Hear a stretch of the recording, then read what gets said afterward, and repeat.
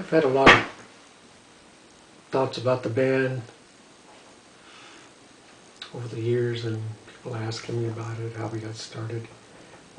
Cyrus Round, we actually met through a girlfriend of mine, even though we all went to the same high school. I'm a couple of years older than these guys, and I had graduated in '68, and they were products of '70, '71, and my girlfriend was, in that category. So, having just ended my writing relationship with a friend of mine after 5 years, it was mostly writing the first 5 years, not real performing.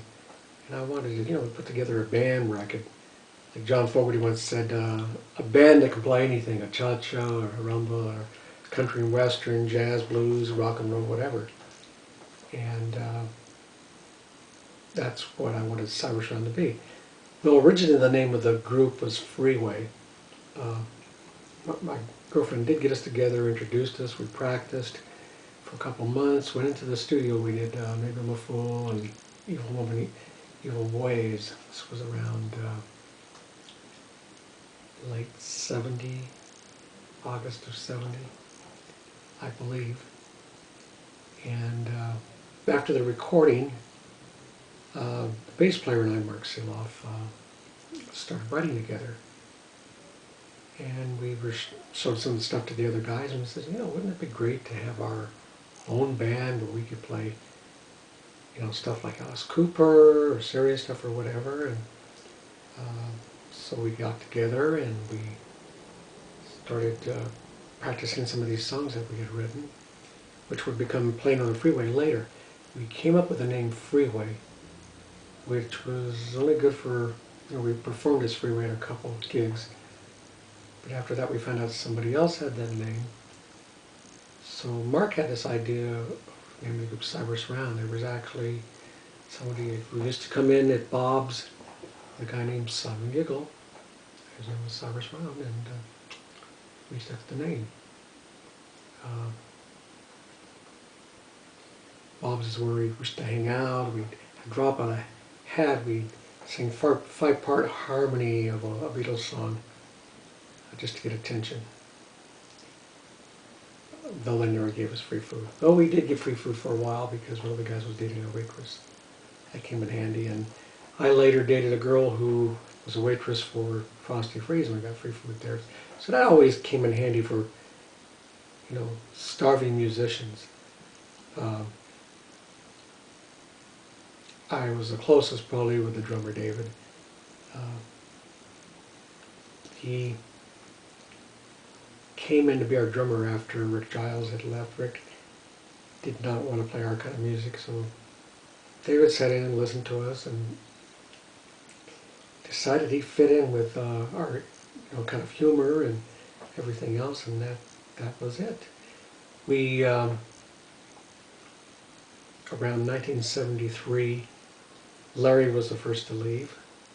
He had another group. I was making money. We weren't making any money at the time. And Keith would join him probably about a year later. So that just left Mark and I and David. So we continued as a threesome up until 1980. By then I was married, Mark was married, and David was about to get married, and Keith would get married along that time too.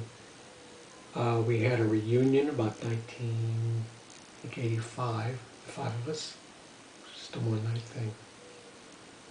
In 2004, we decided to get back together as a group. Keith had declined because music was in a different direction.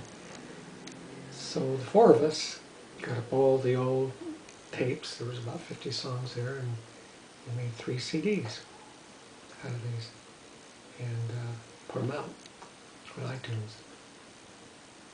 And then I pulled out this tape that I had up in the closet that Mark and I had, recorded probably back in '78, I'm not quite sure the date. My voice, our acoustic guitars or whatever, and was good enough quality, we decided we could add music to it. And this is what would become later on CD Vision. And we were hoping that David would be around to be able to record it with us, but David's cancer reoccurred in early 2010. And so we weren't able to even, we got together, but that was after they told me I had about 3 months to live, and of course he didn't have any interest in it and kind of complained. And so we just kind of told him, so we're going to do it whether you want to do it with us or not. And after he passed away, there about 2-3 months that we didn't feel like doing anything. Finally, we decided that we would dedicate this CD to him. That's really a factor that got us going. Larry's skill with engineering and helping with the producing along with me, and of course the writing and arranging skills of all three of us have really helped us come along. I'm hoping that we're able to come up with another album after Vision. But really, In and Out, Cyrus Round's been around about 41 years, one shape or another. And we all love each other like brothers. And of course Cyrus Round and Simon Giggle are not around anymore. But truly they would have appreciated about how we evolved as a group. Anyway, that's my thoughts on Cyrus Round.